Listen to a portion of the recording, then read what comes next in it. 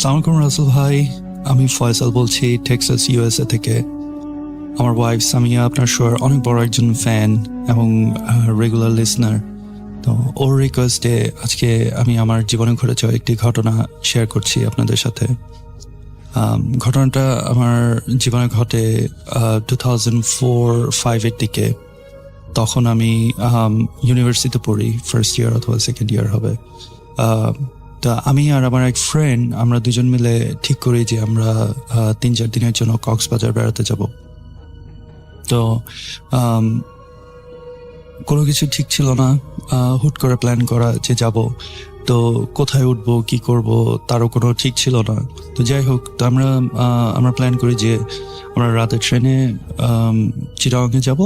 সকালে চিটাগং পৌঁছে ওখানে আমার এক আত্মীয়ের বাসায় কিছুক্ষণ থেকে দুপুরের বাস ধরে আমরা কক্সবাজার যাব এবং দিনের আলো থাকতে থাকতে যাতে কক্সবাজার পৌঁছে যাতে আমরা একটা দেখে শুনে একটা কোনো রকম একটা হোটেলে উঠবো। তো এটাই ছিল প্ল্যান, যে কথা সেই কাজ। তো আমরা রাতের ট্রেনে উঠে গেলাম চিটাগংয়ের উদ্দেশ্যে। তো ভোরে ওখানে পৌঁছে আমার আত্মীয়ের বাসায় উঠলাম। তো ওখান থেকে বের হতে হতে একটু দেরি হয়ে যায়, বিকাল হয়ে যায় কক্সবাজারের বাসে উঠতে উঠতে। তো বাস যখন কক্সবাজারে পৌঁছায় তখন অলরেডি সন্ধ্যা হয়ে গেছে, অন্ধকার হয়ে গেছে। তো বাসের কন্ডাক্টর আমাদেরকে বলতেছে যে আপনারা কোথায় নামবেন। তো যেহেতু আমরা চিনি না, যাই না, ফার্স্ট টাইম একা একা কক্সবাজার আসছি, তো আমরা বলতেছি যে আমাদেরকে একদম লাস্ট স্টপে নামাই দেন। কারণ তখন মনে করছিলাম যে লাস্ট স্টপটাই হবে হয়তো ওই কক্সবাজারের মেইন যেই বিচটা, যেখানে আপনার মার্কেট হোটেল গুলো আছে। তো আস্তে আস্তে একে একে সব যাত্রী বাস থেকে নেমে গেল। তো লাস্টে যে বাস স্টপে আসলাম, দেখি বেশ শুনশান অন্ধকার একটা জায়গা। আমরা বললাম যে এটা কোথায় আসছেন। তো বাসের কন্ডাক্টর বলছে কেন, এটাই তো আমাদের লাস্ট স্টপ, এখান থেকে আমরা ইউটার নিয়ে চলে যাব। তো আমাদেরকে ওখানেই নামাই দিল। তো নেমে দেখি যে আশেপাশে কোনো দোকানপাট দেখি না, একটু অন্ধকার, এবং ওখানে আমি আর আমার ফ্রেন্ড ছাড়া, আমরা দুজন ছাড়া কেউ নাই। তো আমি আমার ফ্রেন্ডকে বললাম যে কি করবি এখানে তো কিছু দেখতেছি না। তো বলে আচ্ছা চল একটু হাঁটি, কিছু দূর গিয়ে দেখি যে কোনো দোকানপাট পাওয়া যায় কিনা, তো বা কোনো রিক্সা পাওয়া যায় কিনা।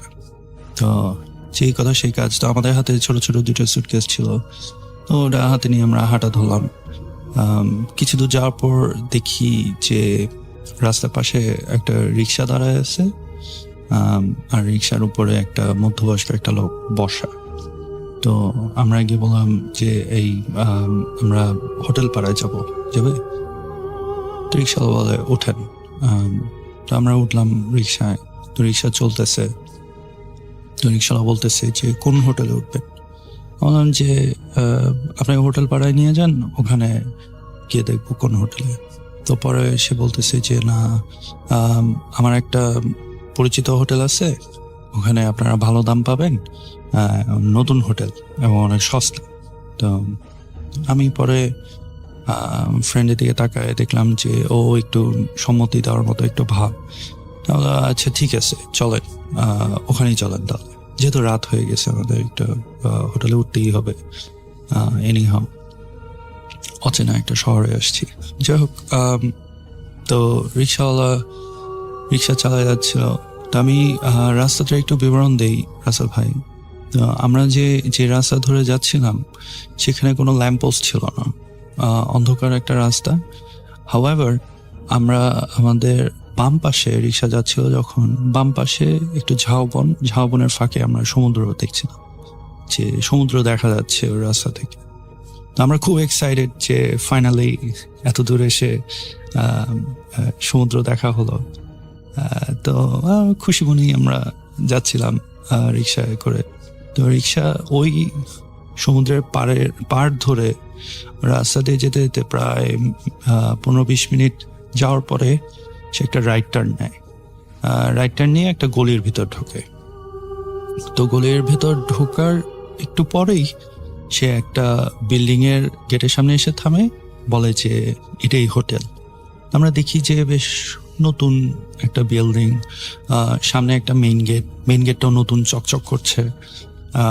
হোটেলে কোনো নাম বা নেম প্লেট কিছু ছিল না। তো রিক্সাওয়ালাটা ওই গেটটা খুলে রিক্সা নিয়ে ভিতরে ঢুকে সামনে একটা বিল্ডিং, আপনার 4 তলা বিল্ডিং এর মতো, ওখানে নিচে আপনার রিক্সাটা রাখে। তো আমরা নামার পরে ওকে ভাড়াটা দিয়ে দিলাম, দিয়ে আমরা রিসেপশনে গেলাম। গিয়ে দেখি যে আশেপাশে কোনো লোকজন নাই। তো ওখানে শুধু একটা লোক ফ্রন্ট ডেস্কে বসা, স্যান্ডো গেঞ্জি পরা, খুবই আনপ্রফেশনাল, খুবই ক্যাজুয়াল। আমরা বললাম, ভাই আপনার এখানে রুম হবে? তো লোকটা আমাদের দিকে তাকায়, একটু অবাক, মনে হলো যে একটু অবাক হয়ে গেল আমাদের দিকে তাকায়। তো বলতেছে যে আপনারা কয় রাত থাকবেন? বললাম যে আমরা 2 রাত থাকবো, রুম আছে নাকি? তো সে বলতেছে যে হ্যাঁ আছে। তা বললাম যে আচ্ছা ঠিক আছে, তো আগে আমাদের রুম দেখান, তারপরে আমরা ঠিক করি যে কেমন, আগে রুমটা দেখে নিই, আর ভাড়া কত এগুলো আগে আপনারা জানান। তো সে বলতেছে যে আচ্ছা ঠিক আছে, তাহলে রুম দেখে নেন, তারপরে ভাড়া নিয়ে আমরা কথা বলবো। তো সে বের হয়ে বলতেছে যে আসেন, এলিভেটরের দিকে নিয়ে গেল। তো বলতেছে যে আপনাদের লাগেজ রেখে আসেন। হ্যাঁ, লাগেজ নিয়ে খামোখা টানাটানি করবেন, লাগেজটা রেখে আসেন। তা আমি আমার ফ্রেন্ড দিকে তাকালাম। ও ও বলতেছে যে না না না, লাগেজ রাখবো না, লাগেজ আমাদের সাথেই থাকবে। তো অলরেডি আমরা ওই লোককে দেখে অলরেডি একটু ম্যাচ খারাপ হয়ে গেছি যে কি ব্যাপার, হোটেলে আসলাম, এখানে হোটেলে কোনো লোকজন নাই, যে বসা সে আবার জামা কাপড় ঠিক মতো গায়ে নাই, কোথায় আসলাম এটা। তো এখন যাই হোক, তো সে আমাদেরকে এলিভেটরে করে উপরে নিয়ে গেল রুম দেখানোর জন্য। আমরা 3rd ফ্লোরে আমরা নামার পরে সে একটা রুমের দরজা খুলে বলে কি যে আপনাদের রুমটা ভিতরের, এই রুমের ভিতর দিয়ে গিয়ে আরেকটা দরজা আছে, ওই দরজার ভিতরে যে রুম, সেই রুমটা হচ্ছে গিয়ে আমাদেরকে দিবে। তো এটা শুনে আমরা দুজনেই খুব খটকা লাগলো, কি ব্যাপার, রুমের ভিতর রুম, এটা আবার কি? যাই হোক, তো সে রুমে নক করে রুমের দরজা খোলে। তো দরজা খোলার পর আমরা ভিতরে উঁকি মেরে দেখি যে ওই রুমের মধ্যে একটা ফ্যামিলি বসা, তার একটা মধ্যবয়স্ক একজন লোক, একটা মহিলা, আর 7-8 বছরের একটা বাচ্চা, একটা ছেলে। এরা বিছানার উপর বসা, 3জনই আমাদের দিকে তাকায় আছে, এবং এক দৃষ্টিতে তাকায় আছে 3জনই, কেউ কোনো কথা বলতেছে না, আমাদের দিকে জাস্ট ঠায় তাকায় আছে। এখন ওই রিসেপশনের লোকটা বলতেছে যে ওই ভিতরের রুমে যান, ওই রুমের ভিতরে হচ্ছে গিয়ে আপনাদের রুমটা। তা এখন আমি আমার ফ্রেন্ডের দিকে তাকাই, ও আমার দিকে তাকায়, দুজনে কেউই ইচ্ছা করতেছে না যে এই রুমের ভিতর দিয়ে যাবো, এখানে একটা ফ্যামিলি বসা, সবাই তাকায় আছে, এর ভিতরে আবার আরেকটা রুম, ওই রুমটা হবে হচ্ছে আমাদের, মানে অলরেডি একটা নেগেটিভ একটা ভাইব পাওয়া শুরু করতেছিলাম যে সামথিং ইজ নট রাইট। তো আমার ফ্রেন্ড বলে কি যে তুই গিয়ে ভিতরে দেখায়, আমি বাইরে দাঁড়াই। তো এখন ওই কেয়ারটাকে বলতেছে যে না, আপনারা দুজনেই যান, সমস্যা কি, দুজনেই দেখে আসেন। তো আমার ফ্রেন্ড বলে যে না, আমাকে বলতেছে যে তুই গিয়ে একটু দেখে আয়। তো আমি রুমের ভিতরে ঢুকি, ঢোকার পর যখন বেডটা ক্রস করে আমি এদিকে আসি, দেখি যে ওই যে ফ্যামিলিটা রুমের ভিতরে বসা, এরা ঘুরে আমার দিকে তাকায় আছে, মানে ওদের চোখ আমাকে ফলো করতেছে।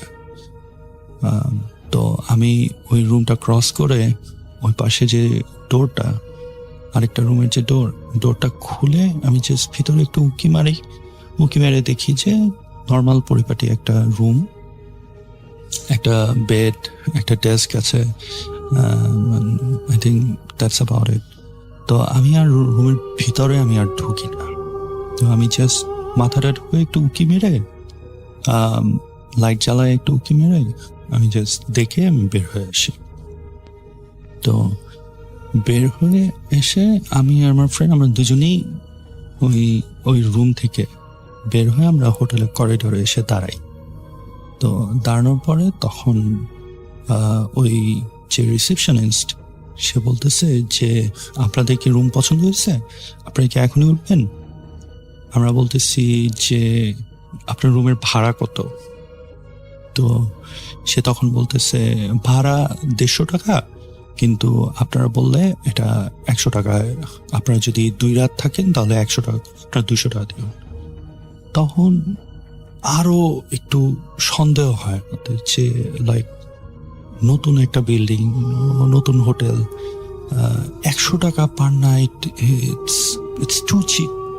আই মিন আমরা অন্য ফ্রেন্ডরা যারা কক্সবাজার এসে ঘুরে গেছে তো ওরা বলছে 200-300 টাকার নিচে হোটেলের রুম পাওয়া যায় না, তাও পুরোনো হোটেলগুলো। তো সেখানে সে এত কমে দিতে চাচ্ছে, তো তখন একটু সন্দেহ হয়। তো আমি আমার ফ্রেন্ডের কানে কানে বলি যে নিচে চল, নিচে গিয়ে একটু কথা বলি। তো আমি বললাম যে আচ্ছা ঠিক আছে, নিচে চলেন, নিচে গিয়ে আমরা ডিসাইড করি যে আমরা উঠবো কি উঠবো না। তো তখনই ওই রিসেপশনিস্ট বলতেছে যে আমাদের কেয়ারটেকার আছে, সে আপনাদের লাগেজ নিয়ে রুমে সেট করে দিবে, আপনারা নিচে চলেন, গিয়ে আমরা আপনার রুমটা বুকিং দিয়ে দিব। তো তখন দেখি যে সিঁড়ি দিয়ে বেশ দারোয়ানের ড্রেস পরা একটা লোক সে সিঁড়ি দিয়ে উঠে এসে আমাদের লাগেজ উঠানোর জন্য আসতেছে। তো যেই ড্রেস পরা লোকটা, তাকে দেখে আমার মনে হয়েছে লোককে আমি কোথায় যেন দেখছি। তো চেহারাটা চেনা চেনা লাগতেছে।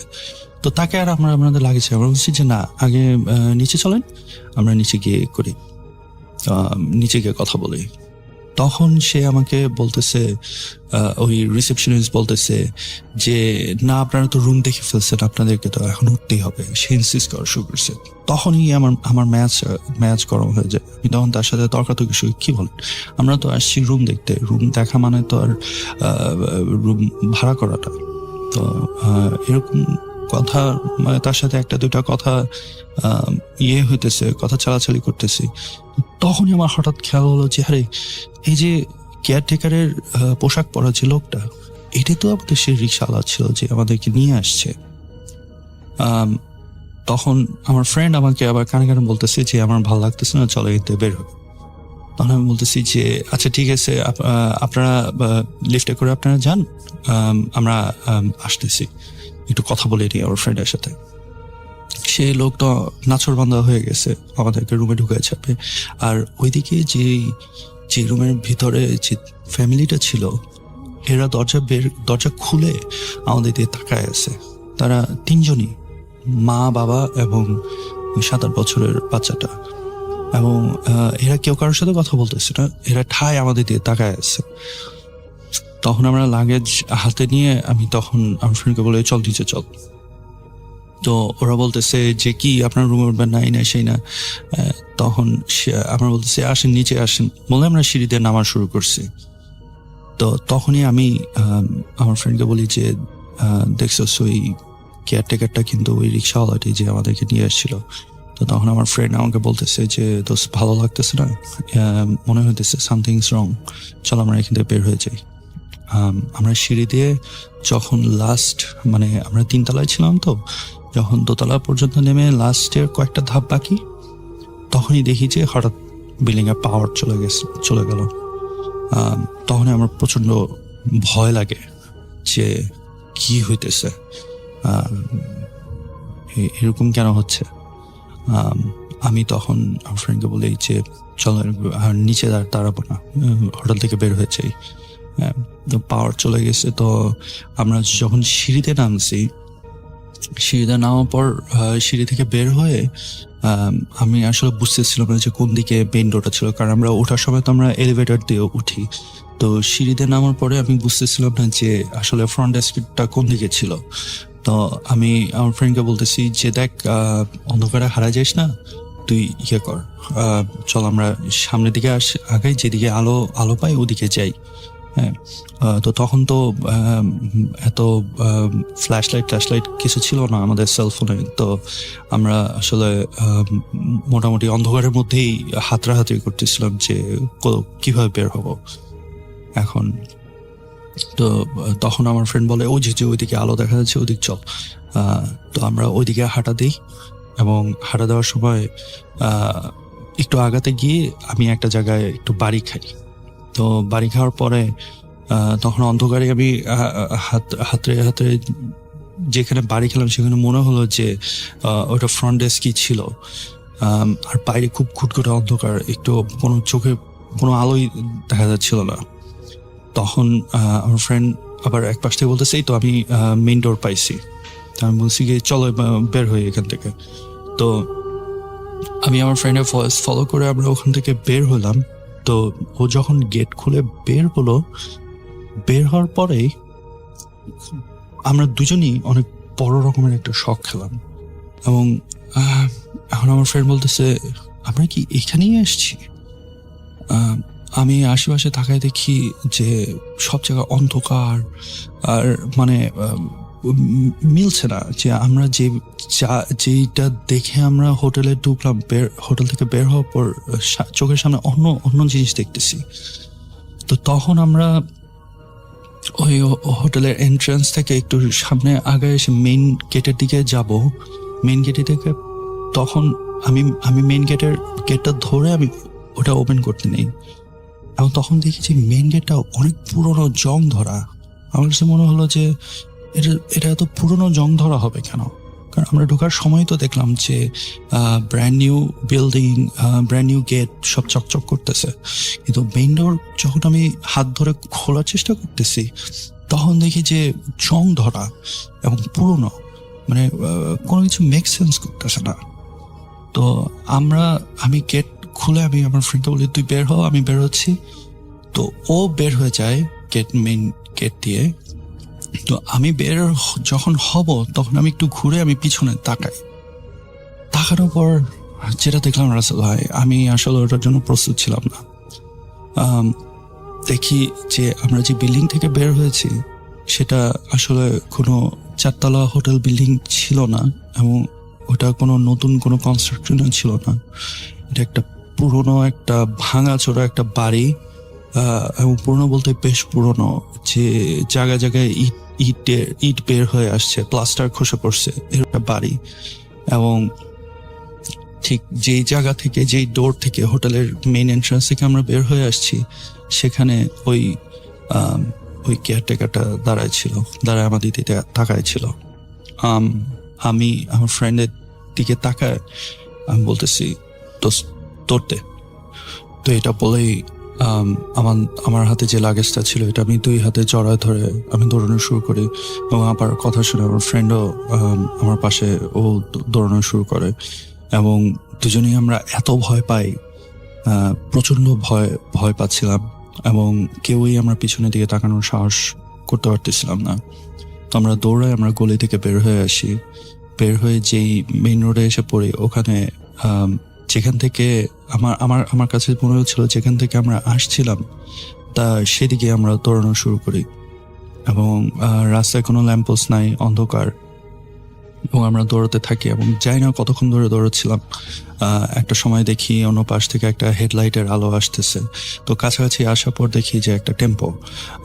তো আমরা হাত উঁচা করে হাত নেড়ে নেড়ে ওই টেম্পোটাকে থামাই, এবং ওখানে ওই লোকরা বলি যে ভাই আমাদেরকে একটু হেল্প করেন, আমরা আসলে প্রচন্ড ভয় পাইছি, আমরা একটা জায়গা থেকে বের হয়ে আসছি। তখন টেম্পোলা বলতেছে কি হয়েছে ভাই? আমি বলছি যে আপনি আমাদেরকে কি একটু হেল্প করতে পারেন, যে আমাদেরকে একটু কাছাকাছি কোনো লোকালয়ে আমাদেরকে নিয়ে যান। তখন বলতেছে যে লোকালয় বলতে কোথায় যাবেন? বলছি যে আমরা তো আসছি ঢাকা থেকে, আমরা হোটেলে উঠবো, তো আমাদেরকে কাছাকাছি ওই কোনো লোকালয়ে নিয়ে যান, ওই বিচের পাড়ে যে হোটেল পাড়া আছে আমরা ওখানে যাব, আমাদেরকে ওখানে নিয়ে যান। তখন সে বলতেছে যে আচ্ছা উঠেন, কিন্তু ওটা তো অনেক দূর হবে। আমি বলছি দূর মানে? পরে বলতেছে যে না আপনাদের তো ওখানে বিচে যেতে হবে। তো আমি তখন বলতেছি, কেন আমরা তো বিচের পারেই তো আছি, কারণ আসার সময় মানে আমার মনে আছে আসার সময় রিক্সা দিয়ে আসার সময় আমরা আমাদের বাম পাশে সাগর দেখতে পাচ্ছিলাম। তো পরে কথা না বাড়ায় আমরা টেম্পোতে উঠি, টেম্পোটা খালি ছিল। তো সে বলতেছে যে আপনারা তো বিচ থেকে অনেক দূরে, এখন আপনারা তো অনেক শহরেরই বাইরে অনেক দূরে আছেন, তো এখান থেকে তো আপনাদের ওই আবার বিচে ব্যাক করতে হবে। বলছে, ভাই যা করতে হবে আপনার করেন, আমাদেরকে জাস্ট বিচে পাড়েও হোটেল পাড়ায় নিয়ে যান। এবং লোকটা বলে যে হ্যাঁ একটু দূর আছে, তা আপনারা একটু ভাড়া বেশি দিতে হবে, আমার তো আজকে আমার ট্রিপ শেষ। আমি বলছি যে ভাই টাকা পয়সা নিয়ে চিন্তা করেন না, আপনি যত টাকা লাগিয়ে দিব আপনি যান। পরে সে বলে আচ্ছা ঠিক আছে। তো সে আমাদেরকে নিয়ে যায়। রাসেল ভাই, আমরা বিচ থেকে প্রায় 45 মিনিটস দূরে ছিলাম। সে যখন আমাদেরকে বিচের পাড়ে ওই হোটেল পাড়ায় নিয়ে আসে, আমি ঘড়ি ধরে দেখি যে 45 মিনিটস লাগছে আমাদের ওখানে আসতে। তো ওখানে পৌঁছানোর পর আমি আর আমার ফ্রেন্ড আমরা দুজনের কথা না বাড়ায় আমরা সাগরের পাড়ে গিয়ে বসি, বিচে গিয়ে বসি। বসার পর চাই না কতক্ষণ ওখানে শুয়ে বসেছিলাম, বাট কেউ কারোর সাথে কথা বলতেছিলাম না। অনেকক্ষণ পরে যখন একটু সেন্স ফিরে আসলো, তখন আমি বললাম যে এটা কি হলো। তখন আমার ফ্রেন্ড বলতেছে যে আমি আর এখানে থাকবো না, আমি বাসায় ঢাকায় ব্যাক করবো। বলছি অ্যাটলিস্ট রাতটা তো কোথাও থাকতে হবে। অলরেডি তখন রাত 10টা 11টা বেজে গেছে। তখন আমি বললাম যে আচ্ছা ঠিক আছে, চলো একটা হোটেল নিয়ে আমরা রাতটুকু কাটাই, পরদিন আমরা চলে যাই। তো আমাদের ট্রিপের মজাটা একদম মাটি হয়ে গেছে, আমরা যা এক্সপিরিয়েন্স করছি এটার পরে।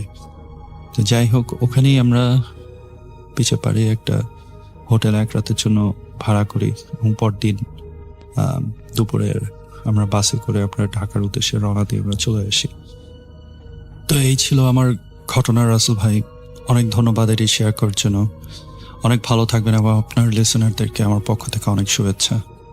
আমরা চলে যাব সরাসরি আমাদের দ্বিতীয় অতিথির কাছে। আপনার নামটা একটু প্লিজ বলবেন, আপনি কোথা থেকে এসেছেন সেটা বলবেন, তারপরে আপনার ঘটনায় যাব। আসসালামু আলাইকুম লিসেনার্স, ওয়ালাইকুম আসসালাম। আমি মুশতাক আহমেদ রাঙা, আমি এসেছি বসুন্ধরা থেকে। রাসেল ভাই, আমি আজকে যে স্টোরিটা শেয়ার করতে যাচ্ছি এটা আমার অঞ্চলের একটা স্টোরি। তো আমার অঞ্চলটা হচ্ছে পাবনা জেলার ভাঙ্গুড়া থানার খানমরিচ ইউনিয়ন। তো এটা প্রত্যন্ত চলনবিল অঞ্চলের একটা স্টোরি। আমার যে আমার গ্রামের নাম গোবিন্দপুর। আমার গ্রামের একদম দক্ষিণ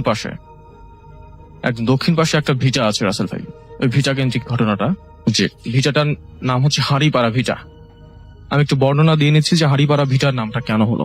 জি। এটা ইন 1971 এর আগে ওই হাড়িপাড়া ভিটায় হিন্দু সম্প্রদায়ের লোক বাস করতো, যারা কুমার, হাড়ি পাতিল ইত্যাদি বানাতো আর কি। তো যে কারণে ওই সময় থেকেই ভিটার নাম হচ্ছে হাড়িপাড়া ভিটা। জি। তো 1971 সালে আমাদের মুক্তিযুদ্ধ চলাকালীন সময়ে পাক হানাদার বাহিনী হাড়িপাড়া ভিটার যে হিন্দু সম্প্রদায় ছিল তাদের বাড়িঘর আগুনে জ্বালে পুড়িয়ে দেয় এবং যারা ছিল আর কি মানুষ, তাদেরকে গুলি করে হত্যা করা হয় নির্বিচারে। তো সেই সময় থেকে এখন পর্যন্ত রাসেল ভাই ভিটাটা সম্পূর্ণ জনশূন্য। জি। একদম খালি পড়ে আছে। তো এখন ওই ভিটায় 3টা বড় বড় হিজল গাছ আছে রাসেল ভাই, এবং ভিটার পূর্ব সাইডে একটা বড় তাল গাছ আছে। তো সেই জায়গা কেন্দ্রিক ঘটনাটা আর কি। তো আমার গ্রামেরই একজন ছেলে, নাম হচ্ছে কালু। তো কালুর সঙ্গে ঘটে যাওয়া ঘটনা, এটা 2001 বা 2 সালের দিকে ঘটনাটি ঘটে গেছে। জি। 2001 বা 2 সালের দিকে ঘটনাটি ঘটে গেছে। তো কালুর একটা বেস্ট ফ্রেন্ড ছিল। কালুর যে ফ্রেন্ড সে হচ্ছে বিশু, ঠিক আছে। তো তারা দুজনেই, তো ওই সময় 2001 বা 2 সালে ওই সময় তাদের বয়স ছিল 14-15 বয়স। তো তারা গ্রামে ডানপিটে ছেলে ছিল, অনেক দুষ্টু প্রকৃতির ছিল রাসেল ভাই। তো তারা যেটা একটা সিদ্ধান্ত নেয়, ডিসিশন নেয় যে দুষ্টু প্রকৃতির কেমন, যে অমকের গাছের ফল পেড়ে খেত, ডাব পেড়ে খেত, আম পেড়ে খেত, ঠিক আছে, এরকম দুষ্টু প্রকৃতির। তো তারা সিদ্ধান্ত নিল যে ওই তাল গাছে তারা তাল পেড়ে খাবে একদিন, ঠিক আছে। তো এটা ছিল 2002 সালের ঘটনা। জ্যৈষ্ঠ কি আষাঢ় মাস, এই সময়ে রাসেল ভাই তালকুর পাওয়া যায়। ঠিক আছে, ওই সময়টাতে তালের যে আঁশটা, নরম আঁশটা, তালকুর। তো তো কালু তার বেস্ট ফ্রেন্ডকে বলে আর কি, বিশুকে, যে দেখ বিশু, আমরা আজকে রাতে তালকুর পারবো, মানে তাল পারবো। তো বিশু বলে ঠিক আছে, ওকে, আমি তোমার সাথে যাব। ঠিক আছে, তারা দুজন মিলে ডিসাইড করে আর কি। তো কালু বলে ঠিক আছে, তাহলে তুই আমাকে ডাক দিবি, রাত 11টা-12টার দিকে তুই আমাকে ডাক দিবি। তো বিশু বলে ওকে ঠিক আছে। তো কালু ঘুমিয়ে যায়। তো রাত 11টা কি 12টা এই সময় বিশু গিয়ে কালুর বাড়িতে নক দেয় আর কি, যে কালু ওঠ, চল যাই। ঠিক আছে, তো কালু উঠে পড়ে, একটা টর্চ লাইট নেয় তারা দুজন, নিয়ে গ্রামের একদম দক্ষিণ সাইডে যে ভিটাটা আছে, হাঁড়িপাড়া ভিটা, এই ভিটার উপরে রাসেল ভাই চলে যায়। তারা দুজন একাকি, দুজন আর কি। তো জায়গাটা মানে গ্রাম থেকে একটু দূরে, তো যে জন্য একদম সম্পূর্ণ জনশূন্য এবং নির্জন একটা জায়গা। ঠিক আছে, আর গ্রামের রাত তো অনেক গভীর রাত, রাত 12টা-1টা, মানে অনেক গভীর রাত, সবাই ঘুমিয়ে পড়েছে, রাসেল ভাই এরকম একটা অবস্থা। তো ভিটার উপরে তারা দুজন যখন যায় রাসেল ভাই, তো কালু একটা ঘ্রাণ পায়, বাতাসের একটা ঘ্রাণ, এবং ঘ্রাণটা ছিল এরকম লাইক মাংস পোড়ালে যেরকম একটা ঘ্রাণ, রাসেল ভাই এরকম একটা ঘ্রাণ। তো কালু প্রথমে ভয় পায় আর কি, একটু সামান্য ভীত হয়, এবং বিশুকে বলে দেখ বিশু, এটা কিসের ঘ্রাণ, এই ঘ্রাণটা তো ভালো মনে হচ্ছে না, দেখ আমার একটু ভয় ভয় লাগছে, আজকে আমি চলে যাই এখান থেকে, আমরা আজকে এই কাজটা করবো না, অন্য কোনো দিন করবো। তো বিশু বলে যে, বিশু তখন হেসে বলে, আরে না, কোনো সমস্যা নাই, তুই তুই গাছে ওঠ, তাল পার। ঠিক আছে, তো কালু বিশুর কথায় সাহস পেয়ে সে গাছে উঠে যায়। ঠিক আছে, গাছে উঠে যায়, কাছা দিয়ে সে সুন্দর করে গাছে উঠে যায়। গাছে ওঠার পরে একদম তাল গাছের মাথায় উঠে যখন সে মুচকিয়ে মুচকিয়ে তাল পাড়ছিল রাসেল ভাই, তালটা পেরেই সে যখন তার মুখের সামনে তালটা নিয়ে আসলো বিশুর কাছে দেবে, বিশু তো গাছের নিচে দাঁড়িয়ে আছে। ঠিক আছে, যখন সে তার মুখের কাছে নিয়ে আসলো তালটা, রাসেল ভাই দেখলো যে এটা কোনো তাল ছিল না, এটা এটা 3 থেকে 4 বছরের একজন শিশুর আকৃতির মাথা, এবং সেই মাথাটা রাসেল ভাই ওই কালুর দিকে তাকিয়ে মানে হাসি দিচ্ছিল রাসেল ভাই। এইটা কালু দেখে এটা সহ্য করতে পারে না, অনেক ভয় পায়, এবং শিশুটার চোখ জল জল করে জ্বলছিল। সাথে সাথে কালু নিচে বিশুকে ডাকে, বিশু বিশু বিশু বিশু করে চিৎকার দেয়, কিন্তু নিচে তাকিয়ে দেখে, হালকা জ্যোৎস্নার আলো ছিল, নিচে তাকিয়ে দেখে রাসেল ভাই বিশু নাই, এবং সে একা একা তাল গাছে রাসেল ভাই। এবং এইটা দেখে সে সাংঘাতিক ভাবে ভয় পায়। ভয় পেয়ে রাসেল ভাই বলে রাখি যে ওই তাল গাছের সামনে একটা পুকুর ছিল রাসেল ভাই, বিশাল একটা পুকুর। তো সে মানে খুব মানে ভয় পেয়ে রাসেল ভাই তাল গাছ থেকে পুকুরের মধ্যে পড়ে যায়। জি, ঠিক আছে, পুকুরের মধ্যে পড়ে যায়, পানির মধ্যে তলিয়ে যায়। তো সে যখন পানি থেকে উপরে উঠে আসে, তখন দেখে যে তার বন্ধু বিশু, যাকে তাল গাছের নিচে থাকার কথা কিন্তু তাল গাছের নিচে সে দেখে নাই, তার বন্ধু বিশু, সে গলা পানিতে, তার পুরো বডিটা পানির নিচে এবং মাথাটা শুধু পানির উপরে তার দিকে তাকিয়ে আছে, এবং একটা মুচকি হাসি দিয়ে বলছে, কিরে কালু। তো এইটা বলে রাসেল ভাই, তো বিশুর যে চোখ একদম জল জল করছিল, তো কালু তো ভয় পায়, এবং ভয় পেয়ে কালু বুঝতে পারে যে না, এখানে খারাপ কিছু ঘটতে যাচ্ছে, এবং অবভিয়াসলি খারাপ কিছু ঘটতে যাচ্ছে, তার কিছু হবে। এবং এইটা ভেবে সে রাসেল ভাই সে সাতটাতে পুকুরের পাড়ে চলে আসবে রাসেল ভাই। এমত অবস্থায় ওই যে অশরীরী আত্মা বা আমরা যাই বলি, ওই যে ব্যক্তিটা আর কি, বিশু, সে রাসেলের ঘাড় চেপে ধরে, মানে কালুর ঘাড় চেপে ধরে রাসেল ভাই, ঘাড় চেপে ধরে কালুকে আচ্ছা মতো পানির মধ্যে চুবায়, জোরে জোরে চুবাচ্ছে, এবং কালু জোরে জোরে চিৎকার করছে, বাঁচান বাঁচান, কেউ আমাকে বাঁচান, ভাই কেউ আমাকে বাঁচান। ঠিক আছে, তুই পুকুর পাড়ে, পুকুরটা ছিল অনেক বড় একটা পুকুর যেখানে মাছ চাষ করা হতো রাসেল ভাই। তো নূর কাকা নামের এক আঙ্কেল ছিল আমাদের, এখন চাচা বলি আমরা। তো নূর কাকা ওই পুকুরে মাছ চাষ করতো, এবং পুকুরের একদম পূর্ব সাইডে সে রাতে পুকুর পাহারা দিত। তার একটা ছোট ছই ছিল, ঠিক আছে, মাটির উপরে ছই, এবং ছইয়ের নিচে সে পাহারা দিত। সে নূর চাষার লক্ষ্য করলো যে পুকুরের মধ্যে কেউ একজন চুবানি খাচ্ছে, পুকুরের মধ্যে সাঁতার কাটলে যেরকম একটা শব্দ হয় এরকম, এবং বাঁচাও বাঁচাও বলে জোরে জোরে চিৎকার করছে। তো নূর চাষা বিষয়টা নোটিস করে, এবং সে তার হাতে থাকা যে লাইটটা, সে লাইটটা নিয়ে দৌড়তে পুকুর পাড়ে। ওই জায়গায় গিয়ে সে পানির মধ্যে দেখে যে ঝাপাঝাপি করছে। এমন অবস্থায় সে লাইট মারে।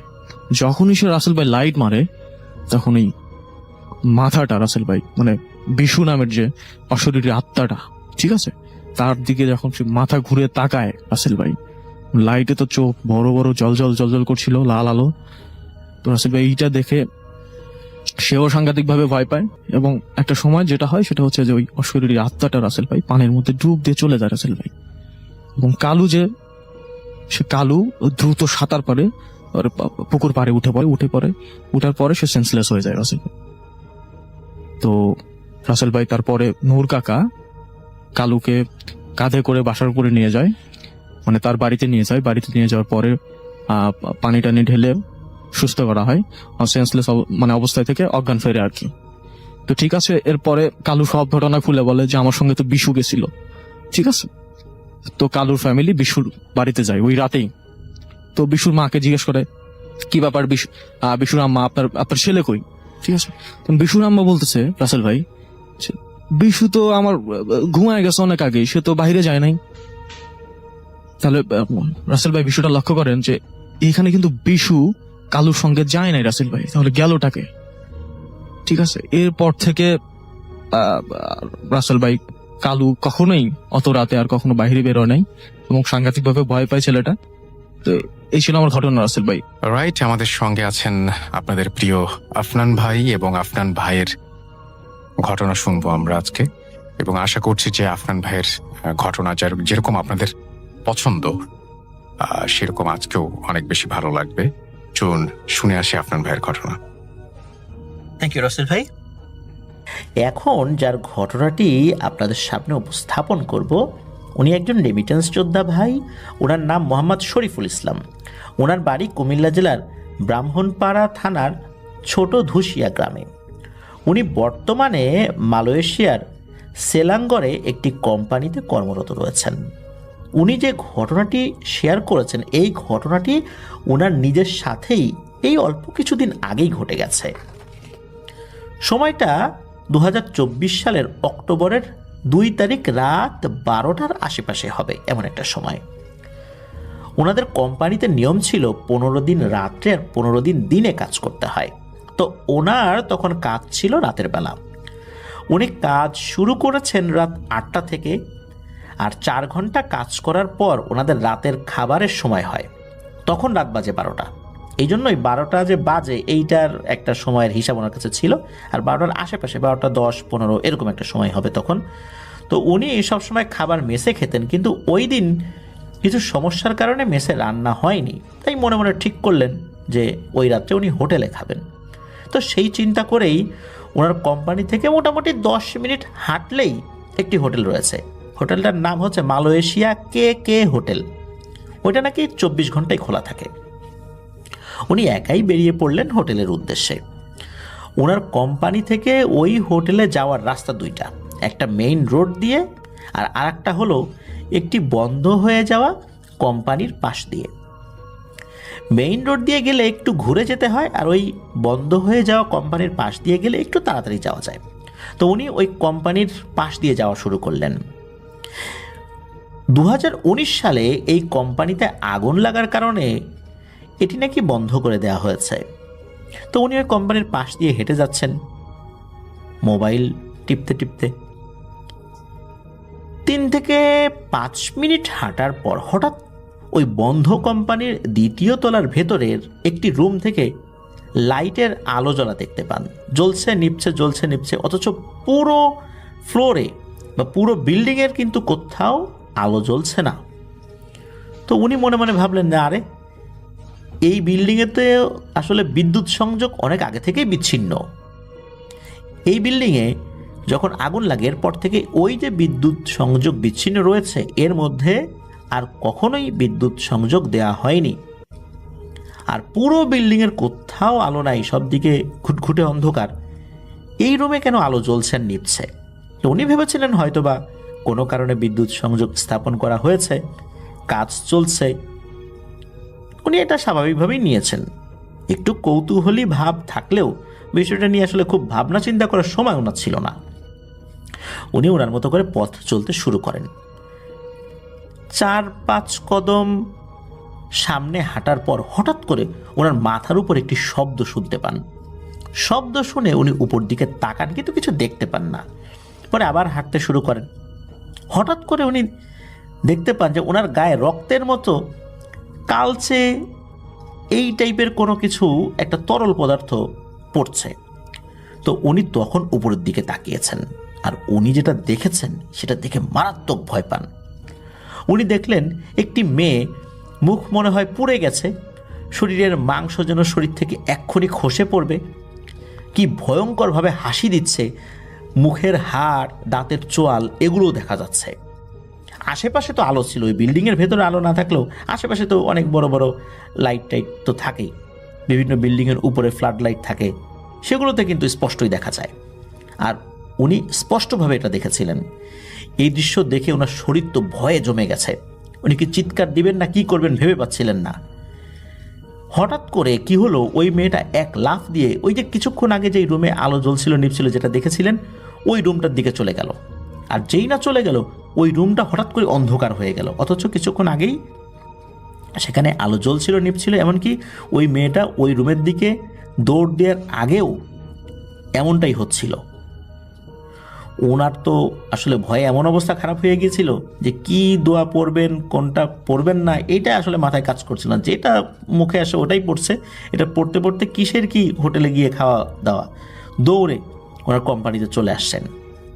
এর পরের দিন সকালবেলা উনি রুমে গিয়েছেন, গোসল করে ওনার এক বাংলাদেশি ভাইকে নিয়ে সোজা ওখানকার একটা মসজিদের ইমাম সাহেবের কাছে গিয়েছেন এবং ওনার সাথে কথা বলেন এবং বলেন যে গত রাত্রে উনি কী দেখেছিলেন। তো মূলত আসলে মালয় ভাষা শরীফুল ভাই ওই সময় ভালো পারতেন না। তো ওই যে ভাই যাকে উনি সাথে নিয়ে গিয়েছিলেন মূলত উনি মালয় ভাষা খুব ভালো পারতেন, এই জন্য তাকে সাথে নিয়ে গিয়েছিলেন। ইমাম সাহেব কিন্তু মালয়েশিয়ান ছিলেন। তো ইমাম সাহেবকে যখন মালয়েশিয়ান ভাষায় বুঝিয়ে দিলেন, এরপর ওই মালয়েশিয়ান হুজুর একটি মর্মান্তিক তথ্য দেন। উনি বললেন যে এই যে কোম্পানিটা, এই কোম্পানিটা ছিল চায়না মালিকানাধীন একটি প্লাস্টিক কোম্পানি। হঠাৎ করেই অসাবধানতাবশত ওই কোম্পানির একটি পাশে আগুন ধরে যায় এবং খুবই দ্রুততম সময়ের মধ্যে আগুনটা ওই বিল্ডিংয়ের বিভিন্ন ফ্লোরে ছড়িয়ে পড়ে। আগুন লাগার পর অনেক কর্মী আগুনে পুড়ে নিহত হয়েছেন, আহতও হয়েছেন। যারা আহত হয়েছেন এদের অবস্থাও খুব শোচনীয়। এর মধ্যে ওই কোম্পানিতে একটি মেয়ে, অনেক মেয়ে কাজ করতো, অনেকে বের হতে পারছিলেন, তবে একটি মেয়ে পুড়ে মারা যায় যার নাম ছিল মোহিনী দাস। মোহিনী দাস মারা যাওয়ার পর তার অবস্থা এমন হয়েছিল যে আসলে ওর ডেড বডি শনাক্ত করা যায় না, এমন একটা অবস্থা। তবে যারা মারা গিয়েছিল তার মধ্যে একজন মেয়ে ছিল যার নাম মোহিনী দাস, এটা নিশ্চিত হতে পেরেছিলেন। আসলে এমন একটা অবস্থা, কোনটা ছেলের লাশ কোনটা মেয়ের লাশ কোনোভাবেই তো আসলে বোঝার উপায় নাই। তো এরপরে ওই কোম্পানি আসলে পরিত্যক্ত হয়ে যায়, এখনও ওই অবস্থাতেই পড়ে রয়েছে। আর ওই ঘটনার পর থেকে অনেকেই নাকি ওই মেয়েটাকে দেখতো, ওই ভয়ঙ্করভাবে পুড়ে যাওয়া অনেকেই নাকি দেখেছেন। আর শরীফুল ভাইও সেই অনেকের মধ্যে একজন। বিভিন্ন সময় রাতের বেলা কোনো একটা রুমে আলো জ্বলতে দেখা যায় আজও। এর রহস্য কি তা অনেকেই জানে না। প্রিয় লিসেনার্স, এটি ছিল ঘটনা। আরও একটা ঘটনায় চলে যাব আমরা, এবং এই ঘটনাটা একটা অডিও ক্লিপ। চলুন শুনে আসি অডিও ক্লিপটি। আশা করছি এই অডিও ক্লিপটিও আপনাদেরকে অনেক অনেক আনন্দ দেবে। চলুন শুনে আসি। আসসালামু আলাইকুম রাসেল ভাই, আমি নীল ফরিদপুর থেকে বলছি। আশা করি ভালো আছেন, কারণ আপনি সবসময় ভালো তলেই থাকেন।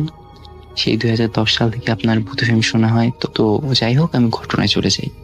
তো ঘটনাটা মালয়েশিয়া, তো মালয়েশিয়ার কুয়ালালামপুরের একটা ঘটনা আমি বলবো।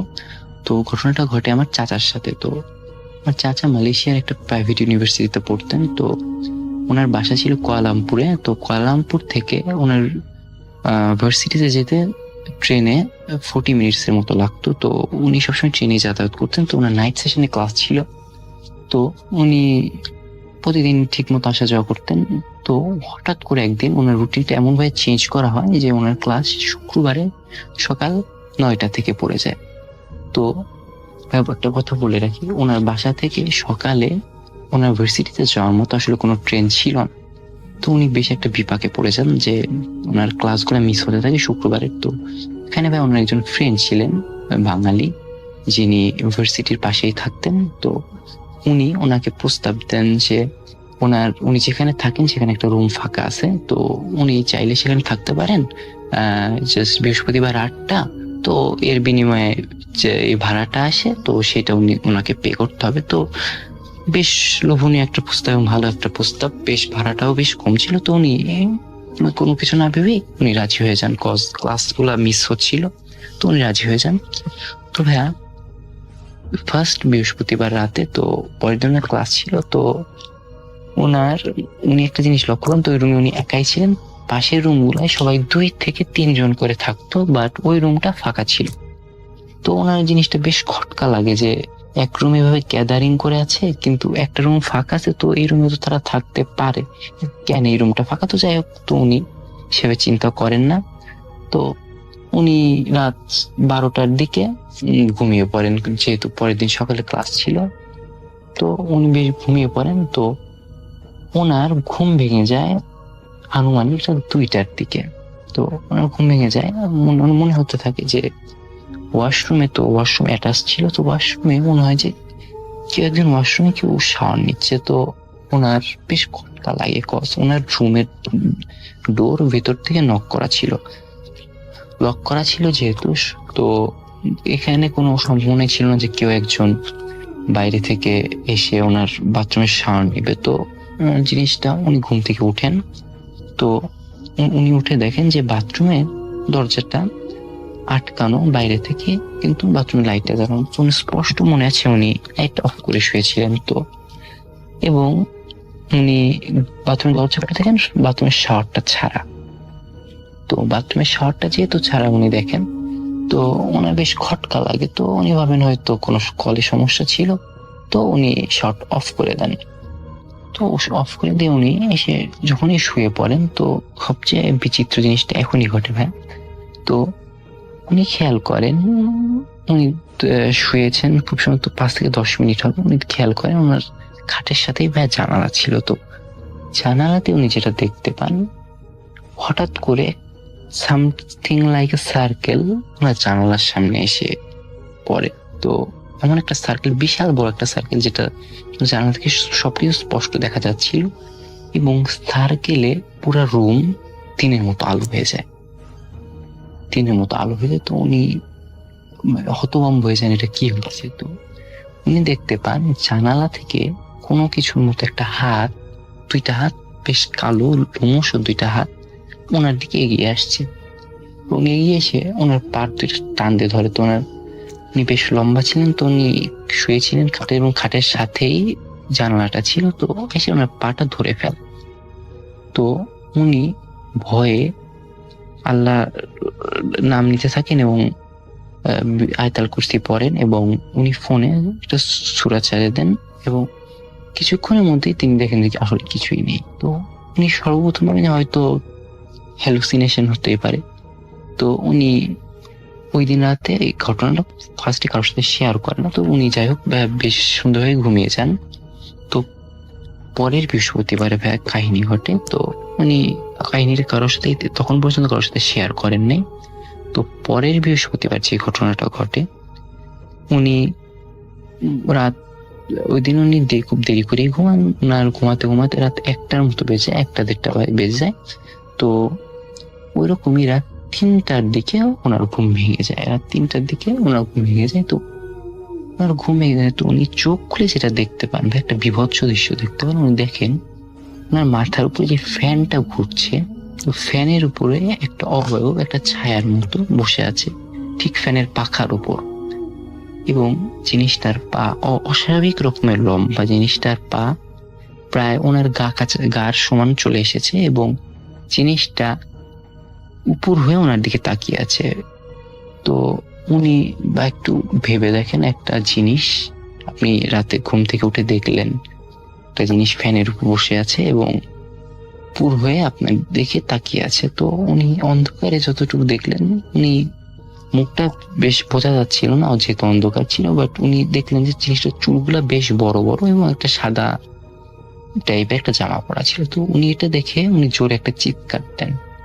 তো উনি যখনই চিৎকার দেন তো ওনার পাশের রুমে একজন বাঙালি ছিল এবং দুজন পাকিস্তানি এবং আরেকজন ছিলেন উজবেকিস্তানের। তো যাই হোক, তো ওনারা সবাই দৌড়ে চলে আসেন। তো ওনারা দৌড়ে এসে দেখেন যে দেয়ার ওয়াজ নাথিং। তো উনি ওই দিন রাতে আর ভয়ে ওই রুমে ঘুমান। উনি বলেন উনি পাশের রুমে যান। তো পাশের রুমে গিয়ে তার বন্ধুকে, তো ভাই ওনার বন্ধুর নাম ছিল হাসান, তো হাসান ভাইকে উনি জিজ্ঞাসা করেন যে আসলে কি সমস্যা, তুই আমার সত্যি করে বল যে এই রুমে কি সমস্যা ছিল। তো ভাই হাসান ভাই যেটা বলে, উনি বলেন আসলে ওনারা ওখানে বিল্ডিংটা ওঠার আগে এইখানে একটা ছেলে থাকতো, ছেলেটা সম্ভবত টার্কিশ একটা ছেলে থাকতো রুমে।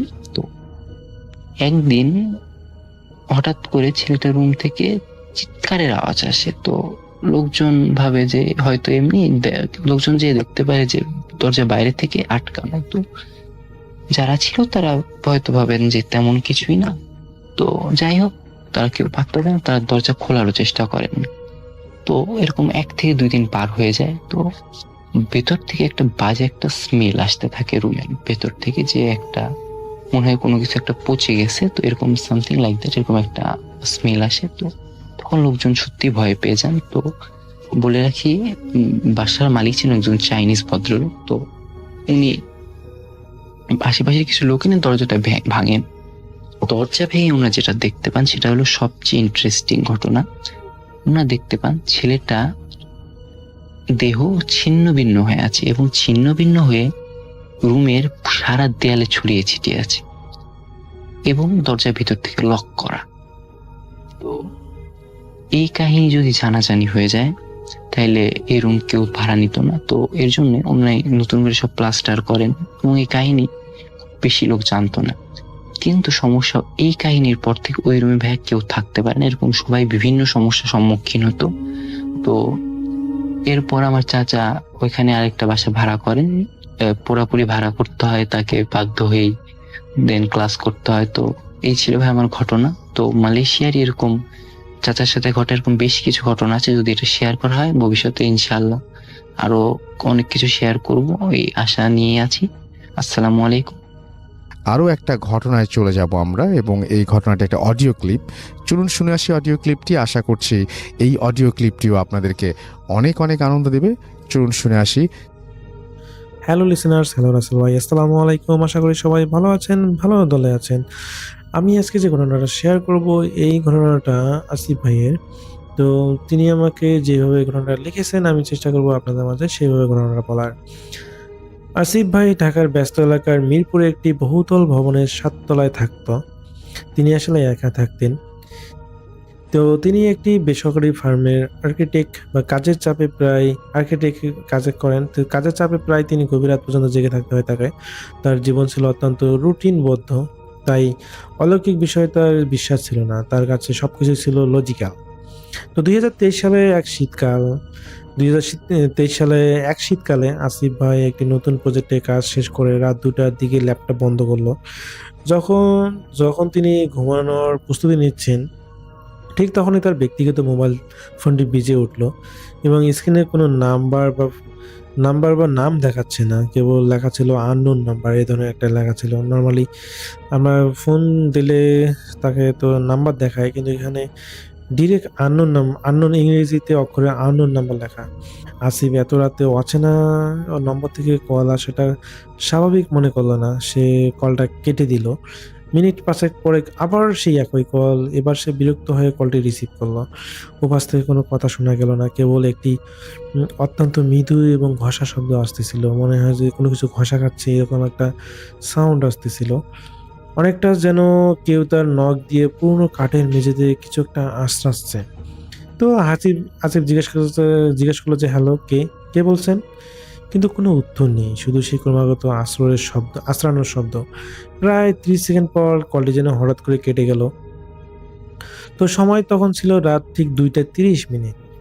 আসিফ ফোন রেখে দিয়ে নিজেকে বোঝালো হয়তো কোনো দুষ্ট ছেলে বা টেকনিক্যাল সমস্যা হতে পারে, যার কারণে আসলে কেউ ফোন দিয়েছে, হয়তো কথা শোনা যাচ্ছে না। কিন্তু এরপরে রাত থেকে শুরু হলো আসল ঘটনা। প্রতিদিন ঠিক রাত 2:30 সেই অচেনা নম্বর থেকে কল আসতেই থাকলো। আসিফ রিসিভ করতো, কিন্তু উপাস থেকে কোনো কিছুই শব্দ আসতো না। সেই একই আস্তানোর শব্দ আসতো, সেম আগের মতোই, কোনো কথা নয়। তো একদিন আসিফ ভয় পেয়ে গিয়ে কলটি রিসিভ না করেই সাইলেন্ট করে দিল। কিন্তু সে দেখলো ফোনটি সাইলেন্ট থাকা সত্ত্বেও তার ঘরে সেই আঁচড়ানোর শব্দটা স্পষ্ট শোনা যাচ্ছে। যেন শব্দটি ফোন থেকে নয়, বরং তার ঘরের ভিতরের কাঠ থেকে আসতেছে। তো একদিন সকালে তার ঘুম ভাঙলো একটি অদ্ভুত অনুভূতিতে। সে দেখলো তার শোবার ঘরের দরজার ঠিক নিচে একটি ছোট্ট ছোট শুকিয়ে যাওয়া মাছের কাঁটা পড়ে আছে। সে নিশ্চিত রাতে সেখানে কিছুই ছিল না। তো সে বেশ অবাক হলো যে এটা প্রতিদিনই হলো তার ফোন আসা এবং আঁচড়ানোর শব্দ, এবং কেউ মাছ খেয়ে সেই মাছের কাঁটা ফেলে রেখেছে। তো আসিফ ভাই আসলে খুব ভয় পেয়ে গেলেন, এবং তিনি ভয় পেয়ে তার অফিসের এক কলিগকে তিনি ঘটনাটি জানালেন। কলিগ শুনে হেসে বলল, আসিফ ভাই তুমি কি রাত 2:30 মানে 30-এর কলারের গল্প শোনোনি? এটা আসলে ঢাকার একটা পুরনো কিংবদন্তি। তো আসিফ ভাই খেয়াল করলেন তিনি তার কলিগকে যখন বলতেছিলেন, তো কলিগ আসলে তিনি হেসে এই জিনিসটা উড়িয়ে দিয়ে এবং বললেন যে তুমি কি এই ধরনের ঘটনা শোনোনি 2:30-এর কলার? তো এই গল্প শোনোনি? এটা ঢাকার একটা পুরনো কিংবদন্তি ভাইয়া। তো তিনি আসলে বলে যে লোকটিকে খুব লোভী এবং অসৎ মনে হয়। তাকে মৃত এক জেলের আত্মা ফোন করে, সে আসে না, কেবল তার আসার সময়টা ঘোষণা করে। আসিফ তখন তার কথা শুনে হেসে উড়িয়ে দিল, আরে কি বলো এসব, কিসের কিংবদন্তি, কিসের লোভী মানুষ, এগুলো সব ফালতু কথাবার্তা। তো তারপরের দিন ঠিক রাত 2:30 আবার করালো। এবার আসিফ কলটি রিসিভ করার আগেই শুনতে পেলেন আঁচড়ানোর শব্দটা তার ফোনের স্পিকার থেকে নয়, বরং তার ফ্ল্যাটের দরজার বাইরে থেকে আসতেছে। শব্দটা ধীরে ধীরে উপরের দিকে ওঠার শব্দ, যেন কেউ তার নখ দিয়ে সিঁড়ির উপরে ওঠার কাঠের মেঝে আঁচড়াতে আঁচড়াতে আসতেছে। আসিফ কাপা হাতে ল্যাপটপ চালু করলো এবং ইন্টারনেট ঘেটে দেখলো 230 কলার কিংবদন্তি নামে কোনো কিছু আছে নাকি। সে জানতে পারলো, হ্যাঁ, এই মিরপুরে এই এলাকায় একসময় একটা বিশাল পুকুর ছিল, এবং সেখানে এক জেলেকে তার অবৈধ মাছ ধরার সময় স্থানীয়রা পিটিয়ে মেরে ফেলেছিল। লোকটি মরার আগে অভিশাপ দিয়েছিল যারা তার জায়গায় আরামে জীবনযাপন করবে তাদের জীবনের সময় শেষ হওয়ার আগে জানিয়ে দেবে। আসিফ যখন এই তথ্যটি পড়েছে তখন তার ফোনটি বেজে উঠল, কিন্তু এবার স্ক্রিনে শুধু নাম্বারটি দিয়ে দেখা গেল না, নাম্বারটির বদলে ভেসে উঠল একটি মিরর ইমেজ, যা ইমেজের মুখের একটি বিশাল বিকৃতি প্রতিচ্ছবি। ভয়ে আসিফের যেন দম বন্ধ হয়ে এলো। সে তখন তার ল্যাপটপের ক্যামেরার দিকে তাকালো। সে দেখলো ল্যাপটপের ক্যামেরার ঠিক পিছনে তার বসার ঘরের মেঝেতে সেই আঁচড়ানোর জিনিসটা পড়ে আছে। সেটা কোনো নখ বা কাঠি ছিল না, ছিল ভেজা পচে যাওয়া মানুষের হাতের আঙ্গুল, যার নখগুলো ছিল অত্যন্ত লম্বা এবং কাঠের গুঁড়োতে ঢাকা। সেই আঙুলটি ধীরে ধীরে তার ল্যাপটপের টেবিলে 230 সংখ্যাটি আশ্রে লিখল। আসিফ তো এটা দেখে এমন চিৎকার দিল এবং সে ভয়ে দৌড় মেরে ভবন থেকে বাইরে চলে আসলো, এবং সে আর বাসায় ফেরেনি। সে সারা রাত বাইরে সময় কাটিয়ে দিল, এবং যখন সকাল হলো এবং তিনি দেখলেন যে সবকিছুই স্বাভাবিক, এবং তিনি আসলে কোনোভাবেই তার বাসাতে ঢোকার সাহস পেলেন না, এবং তিনি বাসাতে না ঢুকে সেই বাসার মালিকের কাছে গেলেন এবং মালিককে সমস্ত ঘটনাগুলো তিনি বললেন যে এরকম তার সাথে তিনি এই ফ্ল্যাটে ওঠার পর থেকে এই ধরনের ঘটনাগুলো ঘটতেছে। প্রথমে সেই ফ্ল্যাটের মালিক আসলে স্বীকার করলেন না যে কি ফালতু কথা বলতেছেন, এই ধরনের কোনো ঘটনা ঘটতেছে না, আপনি ফালতু কথা বলতেছেন। তো এর পরবর্তীতে সেখানে তার পাশে যাওয়া রিসেন্টলি যারা উঠেছিল তারা হলো কৌতূহলবশত তাদের এই বাসার মালিক এবং আসিফ ভাই এর তর্কাতর্কির বিষয়ে আসলে তারাও আগ্রহ সহিত আসে এবং শুনে থাকে। যখন তারা জানতে পারে যে এই আঁচড়ানোর শব্দ বা নখের আচারের শব্দ বা একটা ভৌতিক বিষয়ে, তখন তারাও আসলে বলে যে যে হ্যাঁ, আমরা ওটা কয়দিন থেকে বা এই বাসাতে ওঠার পর থেকে আমরা এই সাউন্ডটা পাচ্ছি, এটা আসলে স্বাভাবিক না। তো এর পরবর্তীতে সেই বাসার মালিক আসলে স্বীকার করতে বাধ্য হয় যে আসলে এখানে একসময় একটা পুকুর ছিল এবং তিনি পরবর্তীতে সেই পুকুরটা ভরাট করে এখানে এই ফ্ল্যাটটি দিয়েছেন এবং ফ্ল্যাটটি দেওয়ার পরবর্তীতে তিনি আসলে যেই ভাড়াটিয়াগুলোকে উঠান তারা আসলে বেশি দিন থাকেন না, দেখা যায় কয়েকদিন বা কয়েক মাস থেকে তারা আসলে এই বাসাটা ছেড়ে চলে যান। তো এরপরে আসলে আসিফ ভাই তো একেবারে 100% কনফার্ম হয়ে যায় যে এখানে আসলে এই ধরনের ঘটনা ঘটতেছে, তার মানে এখানে থাকা নিরাপদ নয়। এরপর আসলে আসিফ ভাই সেই বাসাটি ছেড়ে দেয় এবং বাসাটি ছেড়ে দিয়ে তিনি নতুন বাসায় ওঠেন এবং নতুন বাসায় ওঠার পরবর্তীতে আসলে তিনি তার সাথে আর কোনো ভৌতিক ঘটনা ঘটেনি। তিনি মানে এক কথা তিনি তার সাথে আর কোনো ভৌতিক ঘটনা তিনি ছায়াও তিনি দেখেননি। তো এই ছিল ঘটনা। তিনি জানান যে ওই বাসাতে এখন পর্যন্ত আর কোনো ফ্ল্যাট মানে ভাড়াটিয়া ওঠে না, সেই বাসাটা এখনো পরিত্যক্ত হয়েই আছে। তো এলাকার মানুষ এটা সবাই জানে, আসলে ভয়ে কেউ আসলে ওঠে না। তো এই ছিল ঘটনাটা আমার কাছে ভালো লেগেছিল, যার কারণে আপনাদের কাছে শেয়ার করা। তো সবাই ভালো থাকবেন, সুস্থ থাকবেন, এই প্রত্যাশায় আল্লাহ হাফেজ। আমরা চলে যাব আমাদের পরবর্তী অতিথির কাছে। আপনার নামটা প্লিজ একটু বলবেন, আপনি কোথা থেকে এসেছেন সেটা বলবেন, তারপরে আপনার ঘটনায় যাব। আসসালামু আলাইকুম লিসেনার্স এবং রাসেল ভাই, সবাইকে শুভেচ্ছা। সত্যি কথা বলতে রাসেল ভাই, I am honoured two present hair. আমি সত্যি খুব সম্মানিত বোধ করছি যে আজকের এই এপিসোডে আমাকে ইনভাইট করেছেন এবং সেই সাথে যারা ভূত এফএমের লিসেনার্স আছেন তাদেরকে তো অন্তরের অন্তঃস্থল থেকে ভালোবাসা এবং মোবারকবাদ, যারা আমার গল্প পছন্দ করেন, আমাকে পছন্দ করেন এবং যাদের ভালোবাসার কারণেই বারবার এখানে আসা হয়। তো সত্যি কথা বলতে ভাই, মানে কি বলবো, আমি সত্যি খুব এক্সাইটেড আজকের এই প্রোগ্রামে আসতে পেরে। সবাইকে অনেক ধন্যবাদ, আপনাকে স্পেশালি ধন্যবাদ। You most welcome. তাহলে চলুন আমরা এখন ঘটনায় চলে যাই। এখন যার ঘটনাটি আপনাদের সাথে শেয়ার করব তার নাম নাহিমুল ইসলাম। ওনার দেশের বাড়ি রাজশাহীতে। তো ঘটনাটি ওনার এক দুঃসম্পর্কের চাচার সাথে ঘটে যাওয়া। আর ঘটনাটির সময়কাল 1980 থেকে 83 সালের দিকে। ওনার বাবার এক দুঃসম্পর্কের চাচাতো ভাই ছিলেন, যার নাম ছিল মহসিন মিয়া। ছোট থেকেই এই মহসিন চাচা অনেক মেধাবী ছাত্র ছিলেন। তো ঘটনা যখন ঘটে ওই সময়ে উনি তখনকার সময় ম্যাট্রিক পরীক্ষার্থী ছিলেন। বুঝতেই পারছেন, ওই সময় এই ম্যাট্রিক পরীক্ষার্থীদেরকে কিন্তু যথেষ্ট সম্মান করা হতো। এমনকি ওই সময়ে যারা পরীক্ষা দেবে, পাশ করা তো অনেক পরের কথা, যারা পরীক্ষা দেবে এদেরকেও দেখতে আসতো লোকজন। মানে এমন একটা শিক্ষার কদর মানুষের মধ্যে ছিল। সঙ্গত কারণে কোন উপজেলা এবং কোন গ্রাম সেটা আমরা উল্লেখ করছি না। পরীক্ষা শুরু হওয়ার মাস দেড়েক আগের ঘটনা। উনি স্থানীয় একটি মেলায় গিয়েছিলেন, যেটা ওনার গ্রাম থেকে প্রায় 8 কিলোমিটার দূরে ছিল।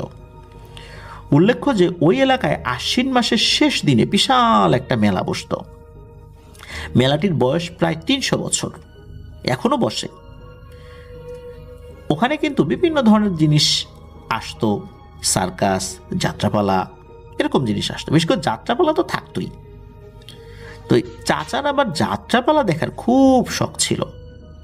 এই কারণে উনি প্রায় দূরের মেলাতে যেতেন শুধু যাত্রাপালা দেখার জন্য। আর যেহেতু লেখাপড়ায় উনি ভালো ছিলেন, লেখাপড়ায় ফাঁকি দিতেন না, তাই কখনো কখনো যাত্রাপালা দেখতে গেলেও পরিবারের সদস্যরা এই বিষয়ে তাকে কোনো শাসন করতেন না। যাই হোক, ঘটনার দিনে দুপুরের পর সাইকেল চালিয়ে তিনি যথারীতি সেই মেলায় গিয়েছেন। মেলায় ঘুরে বেড়াতে বেড়াতে সন্ধ্যা হয়ে গেছে। সেদিন ছিল আবার ভরা পূর্ণিমা। সন্ধ্যার পরেই তিনি তার রাতের খাবার খেয়ে নিয়েছিলেন। যাত্রাপালা সাধারণত রাত 12টার দিকে শুরু হয়, আর দীর্ঘ অনেকটা সময় তো পড়েই আছে। উনি কি করবেন, মেলায় আবার ঘুরে বেড়াতে লাগলেন। এমন সময় হঠাৎ করে একটি মেয়ের দিকে তার নজর যায়। চাচার বর্ণনা অনুযায়ী মেয়েটি এতটা সুন্দরী ছিল যে তখনকার সময়ে গ্রামে এরকম সুন্দরী মেয়ের দেখা পাওয়া খুব দুষ্কর ছিল। চাচা খেয়াল করলেন মেয়েটা চাচার দিকে অদ্ভুত দৃষ্টিতে তাকিয়ে আছে। চাচা যেদিকেই যাচ্ছেন বারবার সেই মেয়েটার সাথে দেখা হয়ে যাচ্ছে। কেন জানি বারবার তার সাথে দেখা হয়ে যাচ্ছে, যেদিকেই যাক না কেন। তখন তো এইরকম বিদ্যুতের আলো গ্রামেগঞ্জে পৌঁছায়নি, তবে হেজাক বাতি মোটামুটি মেলা প্রাঙ্গণে অনেকগুলোই জ্বালানো থাকতো। আর হেজাকের আলো কিন্তু অনেক দূর পর্যন্ত যায়, যেটা অনেকেই জানেন। এখন তো আসলে হেজাক বাতি দেখা যায় না। যেহেতু অনেকগুলো হেজাক বাতি জ্বালানো ছিল, মেয়েটার চেহারা কিন্তু চাচা খুব ভালো করেই দেখতে পাচ্ছিলেন। আর ওই মেয়েটার প্রতি চাচা এক অন্য ধরনের আকর্ষণ অনুভব করছিলেন। তিনি মেলা থেকে একটু নির্জন দিকে গেলেন, যদি মেয়েটার সাথে একটু কথা বলা যায়। কিন্তু অনেকক্ষণ নির্জনে থাকার পরেও মেয়েটা এলো না। চাচা কিছুটা মর্মাহত হয়ে পড়েন যে মেয়েটি তার দিকে তাকালো, কথা বলতে চাইলো বলে মনে হলো, অথচ মেয়েটা এখানে এলো না কেন? খুব তো নির্জন জায়গায় উনি যান নাই, শুধু লোকজন যেখানে আছে একটু কোলাহল থেকে একটু সাইডে লোকজনদেরকে দেখাই যাচ্ছে। তো মেয়েটা ঘুরে ঘুরে বারবার তার সামনে আসছে, অথচ উনি এখানে আসছেন, মেয়েটা কেন এলো না? এদিকে এরকম করতে করতে যাত্রাপালার সময় হয়ে গেছে। মাইকে ঘোষণা হচ্ছে যে এখনই শুরু হবে, সবাই চলে আসেন। যাত্রাপালার নাম ছিল রূপবান। তিনি টিকিট কেটে শো দেখতে চলে আসলেন, কিন্তু ওনার মন আর মানছে না। শোটা দেখতেও মন যাচ্ছে না, সারাক্ষণ ওই মেয়েটার কথা তার মনে পড়ছে। কিছুক্ষণ শো দেখে তার আর ভালো লাগে না। তিনি শো ছেড়ে বেরিয়ে আসেন, ভাবেন যে কারো কাছ থেকে মেয়েটার সম্পর্কে কিছু জানা যায় কিনা।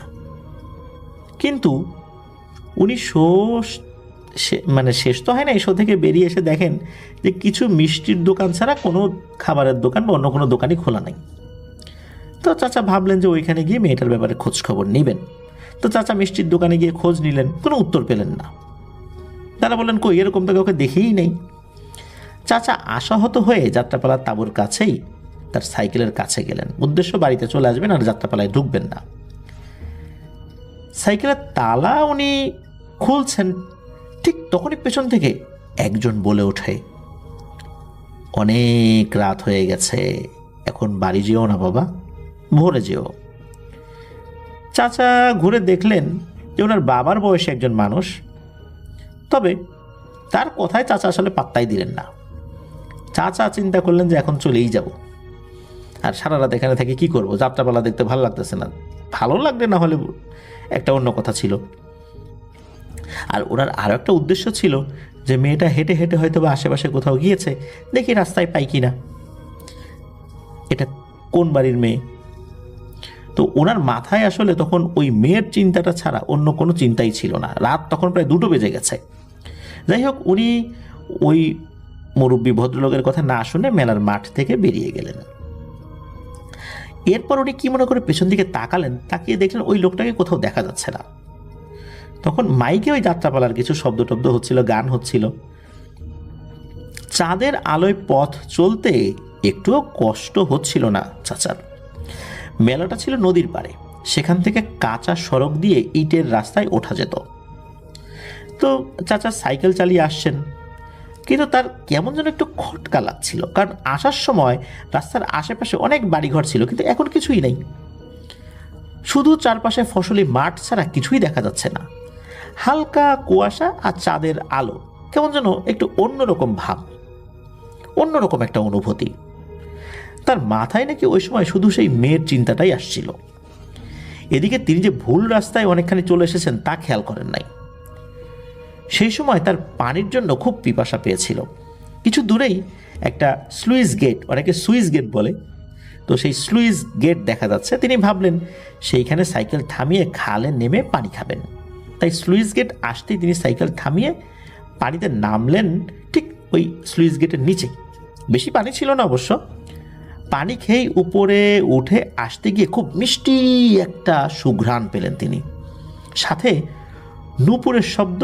কে যেন মিষ্টি করে গুনগুন করে গান গাইছে। গানের কথাগুলো বোঝা যাচ্ছে না, তবে সুরটা অনেক মিষ্টি।